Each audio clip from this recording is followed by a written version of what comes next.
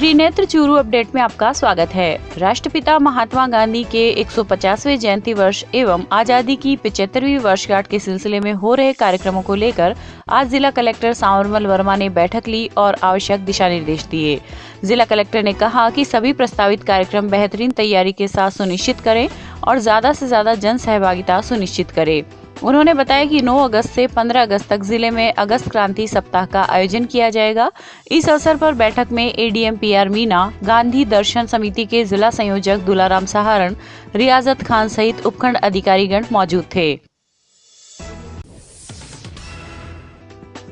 रतनगढ़ तहसील के पड़िहारा गांव में आज 30 बेड वाली 3 करोड़ की लागत से बनी सीएचसी के उद्घाटन समारोह में लगाई गई लोकार्पण पट्टिका को लेकर हंगामा हो गया।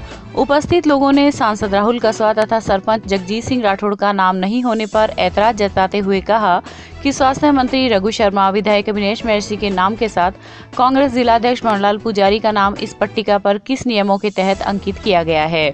जिस पर सीएमएचओ डॉक्टर मनोज शर्मा ने कहा कि विभाग से मिले दिशा निर्देशों की पालना करते हुए यह पट्टिका तैयार की गई है। वहीं उद्घाटन कार्यक्रम में स्वास्थ्य मंत्री रघु शर्मा वर्चुअल रूप से जुड़े तथा विधायक अविनेश महर्षि ने फीता काटकर सीएचसी का उद्घाटन किया। इस अवसर पर BCMHO doctor Hemant Matolia, CHC प्रभारी मीनाक्षी, भाजपा नेता भागीरथ सिंह राठौड़ सहित काफी संख्या में लोग उपस्थित थे। सर, मैंने नहीं देखी पट्टिका, किसका था किसका नहीं था, लेकिन मुझे बताया गया उसके अंदर माननीय सांसद महोदय का नाम नहीं था। और गांव के लोगों ने, चूंकि ये ग्राम पंचायत है, ग्राम पंचायत के अंदर यहाँ के सरपंच प्रमुख होते हैं और सरकार ने भी ये तय कर रखा है कि जो डिपार्टमेंट है मेडिकल एंड हेल्थ डिपार्टमेंट भी सरपंच महोदय के ग्राम पंचायत के अधीन आता है।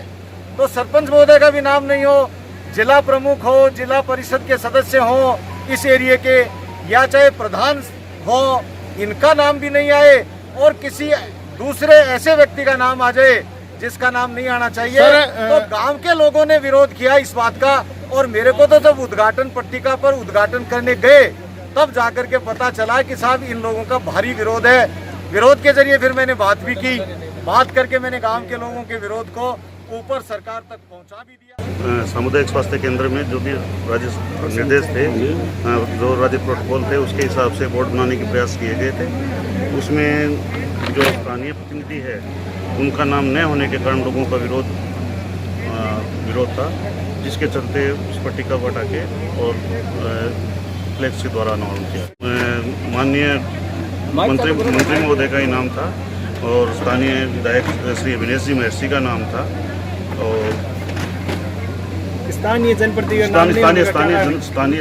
का नाम नहीं होने के कारण क्या सर उसमें मनोहरलाल जी पुजारी जी का भी नाम था इसका, और जो अपने स्थानीय प्रतिनिधि हैं उनका नाम नहीं था। इस चलते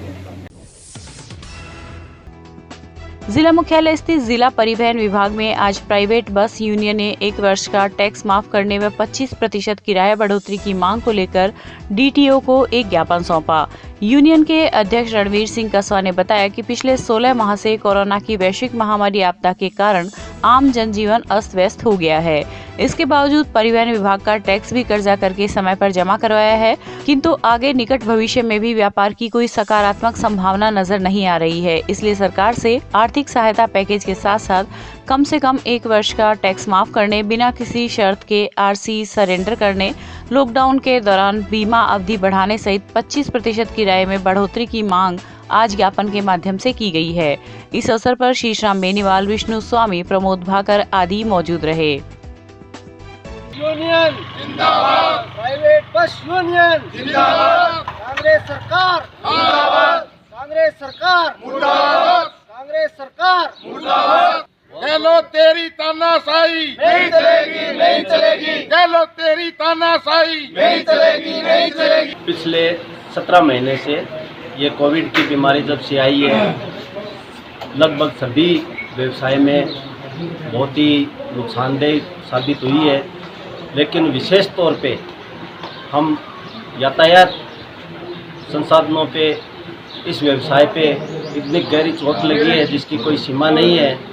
इसमें हमारे को न तो टैक्स में छूट दी गई है अब की बार, और हमारी खड़ी गाड़ियों की बीमा के पैसे लग रहे हैं, उनकी अवधि खड़ी खड़ी गाड़ियों की बीमा जा रही है, ख़त्म हो रही है और नए हमें आरसी सरेंडर कराने के आदेश मिलते हैं। इसलिए हमने आज वीडियो साहब को ज्ञापन दिया है कि हमारे को टैक्स में कम से कम 12 महीने की छूट दी जाए और अभी तक हमारे सारे गाड़ियां संचालित की स्थिति में ही नहीं आई है, जबकि सवारियां नहीं बन रही है। इस स्थिति में हम सारी गाड़ियों का संचालन भी नहीं कर पा रहे हैं। तो जिस गाड़ियों का हम संचालन नहीं कर पा रहे हैं उनकी हमें आरसी सरेंडर करवाने की भी अनुमति मिलनी चाहिए, जो कि नहीं मिल रही है।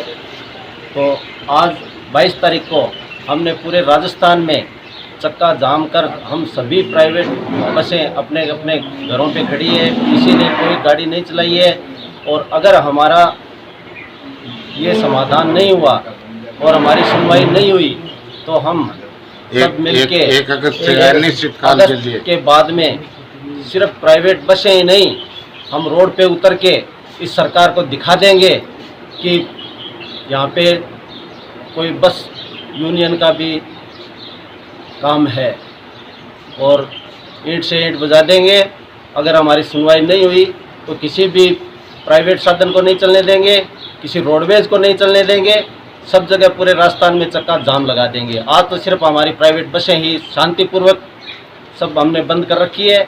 यह सरकार को हमारी तरफ से चेतावनी है, आगे के लिए सरकार को गंभीर परिणाम भी भुगतना पड़ सकता है। सरदारशहर तहसील क्षेत्र में आज 17 केंद्रों पर 5300 से ज्यादा लोगों को कोरोना वैक्सीन लगाई गई। ब्लॉक सीएमएचओ डॉक्टर विकास सोनी ने बताया कि शहर के अर्जुन क्लब प्राथमिक स्वास्थ्य केंद्र और वार्ड संख्या 13 स्थित प्राथमिक स्वास्थ्य केंद्र पर 18 से 44 साल के युवाओं को वैक्सीन की दूसरी डोज लगाई गई। वहीं तीसरी लहर की आहट के बाद भी लोग एक तरफ जहां कोरोना से बचने के लिए वैक्सीन लगवाकर अपने आप को सुरक्षित करना चाहते हैं, तो वहीं दूसरी ओर स्वास्थ्य केंद्रों पर टीकाकरण शिविरों में कोरोना गाइडलाइन की जमकर धज्जियां उड़ाते हुए भी दिखाई दे रहे हैं। इस अवसर पर एएनएम मोनिका और अनीता सिहाग ने वैक्सीन लगवाने आने वाले लोगों से मास्क लगाने का आग्रह किया। जिला सैनी समाज रतनगढ़ इकाई के तत्वावधान में भी आज स्थानीय श्री हनुमान पार्क के पास स्थित सैनी समाज अतिथि भवन में टीकाकरण शिविर का आयोजन किया गया। टीकाकरण शिविर में स्वास्थ्य विभाग से मिले निर्देशों का पालन करते हुए 18 वर्ष से 44 वर्ष एवं 45 प्लस आयु वर्ग तक के 300 लोगों को कोविड रोकथाम के लिए फर्स्ट डोज लगाया गया। इस अवसर पर शालू सैनी ने टीकाकरण करवाकर शिविर का शुभारंभ किया। शिविर में अध्यक्ष महेश सैनी, नगेंद्र गौड़, एडवोकेट महेंद्र सैनी सहित कई लोगों ने सहयोग किया। कोरोना वायरस से बचाव हेतु सबसे असरदार वैक्सीन लगवाने के लिए आमजन आज भी इंतजार कर रहे हैं। इसी को मद्देनजर रखते हुए 6 महीने से चूरू कांग्रेस सेवा दल घर घर जाकर लोगों को ज्यादा से ज्यादा वैक्सीन लगाने के लिए प्रेरित करने में लगा हुआ है। आज शहर की 8 नंबर पीएचसी पर लगभग 200 लोगों का टीकाकरण ऑनलाइन स्लॉट बुक के जरिए हुआ। इस अवसर पर कांग्रेस सेवा दल के ब्लॉक अध्यक्ष सलीम, जिला उपाध्यक्ष सलीम चौहान, समाज सेवी रफीक चौहान आदि मौजूद थे। आज यहाँ कोविड का फर्स्ट डोज में टीका लग रहा है, फर्स्ट टीका लग रहा है और काफ़ी सालों से चल रहा है और जनता काफ़ी खा रही है, इसमें लाभ उठा रही है। चूरू की पब्लिक अच्छी तरह से लाभ उठा रही है और काफ़ी साल से चल रहा है। कम से कम भी 8-10 हज़ार आदमियों को लग गया है और अच्छी तरह डॉक्टर की सबकी सार संभाल कार्यकर्ता अच्छा तरीके से काम कर रहे हैं, सेवा काम अच्छा तरीका कर रहे हैं। वहीं रतनगढ़ में आज सुबह वैक्सीन का टीका लगवाने के लिए आई एक महिला के गले से बाइक सवार 2 युवकों ने मंगलसूत्र तोड़ लिया तथा मौके से फरार हो गए। घटना की सूचना पर पुलिस भी मौके पर पहुंची तथा सीसीटीवी फुटेज खंगाले। प्राप्त जानकारी के अनुसार वार्ड संख्या 28 निवासी संगीता देवी प्रजापति शिविर में वैक्सीन लगवाने के लिए आई थी, लेकिन शिविर पर भीड़ ज्यादा होने के कारण वह अपने घर जा रही थी कि होली धोरा के नीचे एक बाइक पर सवार होकर आए 2 युवकों ने उसके गले में पहना हुआ मंगलसूत्र तोड़ लिया। घटना के बाद महिला ने शोर मचाया तो लोग एकत्रित हो गए तथा पुलिस को सूचना दी। मैं आदर्श स्कूल में आया सुई लगवाने, भीड़ देख पाछा जावा तो चढ़ती टाइम तोड़ दिए 2 जना। बाइक पर थे क्या? हाँ बाइक पर। राजकीय विधि महाविद्यालय Churu, royal Indian human society, Rajasthan इकाई चूरू व सोशल राइट्स सोसाइटी के संयुक्त तत्वावधान में 26 जुलाई 2021 सोमवार को 22वें कारगिल विजय दिवस के अवसर पर चूरू के राजकीय भर्ती अस्पताल में विशाल रक्तदान शिविर का आयोजन किया जाएगा। इसके लिए महाविद्यालय के प्राचार्य डॉक्टर श्रवण सैनी और सदस्य बाल कल्याण समिति चूरू के मनोज सैनी द्वारा आज रक्तदान शिविर एवं अपना पौधा अपना परिवार और अपना कल संरक्षित वर्षा जल अभियान के पोस्टर का विमोचन किया गया। इस अवसर पर विधि महाविद्यालय के सहायक प्राचार्य महावीर प्रसाद भूरिया, अनिल सैनी, RIHS अध्यक्ष विजय हिंद आदि उपस्थित थे। आगामी दिनांक 26 जुलाई को राजकीय विधि महाविद्यालय के समस्त छात्र छात्राओं की तरफ से तथा रॉयल इंडियन ह्यूमन सोसाइटी व सोशल राइट्स सोसाइटी चूरू के संयुक्त तत्वावधान में एक विशाल रक्तदान शिविर का आयोजन किया जा रहा है, जिसके अंतर्गत समस्त रक्तदाताओं को एक पौधा दिया जाएगा तथा उनके माध्यम से सोसाइटी में ये अवेयरनेस भी फैलाने का प्रयास किया जाएगा कि रक्तदान एक बहुत बड़ा पुण्य का कार्य है और ये एक महादान के रूप में देखा जाता है। सभी को समय समय पर जो वो अपना रक्तदान करते रहना चाहिए। साथ ही पर्यावरण संरक्षण के क्षेत्र में हमने पिछले दिनों कोविड-19 के उस गंभीर काल के अंतर्गत देखा कि ऑक्सीजन कितनी महत्वपूर्ण हो गई है। इसलिए एक व्यक्ति एक पौधा, इसका भी संदेश सोसाइटी को दिए जाने का प्रयास करेंगे तथा एक सामाजिक जागरूकता का प्रयास इस रक्तदान शिविर के माध्यम से और वृक्षारोपण अभियान के माध्यम से किया जाएगा। तालुका विधिक सेवा समिति के तत्वावधान में आज रतनगढ़ के पंचायत समिति सभागार में महिला सशक्तिकरण पर एक कार्यक्रम का आयोजन किया गया। इस दौरान अपर जिला एवं सेशन न्यायाधीश प्रवीण कुमार वर्मा ने बताया कि राजस्थान राज्य विधिक सेवा प्राधिकरण जयपुर द्वारा वर्ष 2021-22 महिला सम्मान सुरक्षा एवं गौरव को समर्पित किया गया है। इस अवसर पर सामाजिक कार्यकर्ता संतोष कुमार इंदौरिया, CDPO कंचन शर्मा सहित आंगनबाड़ी पर्यवेक्षक, कार्यकर्ता एवं PLV उपस्थित थे। रतनगढ़ के स्कूल एजुकेशन वेलफेयर एसोसिएशन तहसील इकाई के गैर सरकारी स्कूल का वार्षिक अधिवेशन आज हनुमान बालिका स्कूल में हुआ। भवानी सिंह गोलसर की अध्यक्षता में हुए कार्यक्रम में सेवानिवृत्त शिक्षा अधिकारी मोहम्मद अनवर कुरैशी, विशिष्ट अतिथि भरत गौड़, सुरेंद्र कुमार महिया आदि मंचस्थ अतिथि थे। हेतराम घिंटाला ने बताया कि शीघ्र ही माध्यमिक शिक्षा बोर्ड अजमेर पर राज्य व्यापी धरना देने की योजना बनाई जा रही है। इसके लिए संगठन को मजबूत करना जरूरी है। इस अवसर पर विक्रम सिंह, सुबोध सारस्वत, मदन लाल घिंटाला सहित सैकड़ों स्कूल संचालक उपस्थित थे।